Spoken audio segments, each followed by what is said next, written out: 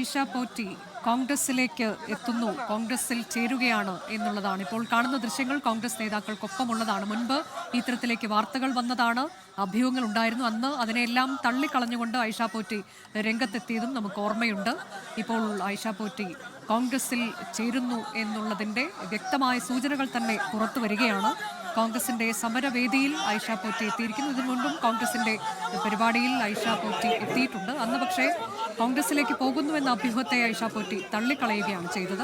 ഐഷ പോറ്റി കോൺഗ്രസിലേക്ക് എത്തുന്നു എന്നതിന്റെ കൃത്യമായ സൂചനയാണ് ഇപ്പോൾ ലോക് ഭവന് മുന്നിൽ നടക്കുന്ന രാപ്പകൽ സമരവേദിയിലേക്കുള്ള അവരുടെ കടന്നുവരവ്. കൊട്ടാരക്കരയിൽ നിന്നുള്ള കോൺഗ്രസിന്റെ പ്രവർത്തക സമിതി അംഗം കൊടിക്കുന്നിൽ സുരേഷ് അടക്കമുള്ള നേതാക്കളാണ് ഐഷ പോറ്റിയെ ഈ ലോക് ഭവന് മുന്നിലെ സമരവേദിയിലേക്ക് ആനയിക്കുന്നത്. CPM-ന്റെ മുൻ MLA ആയിരുന്നു ഐഷ പോറ്റി.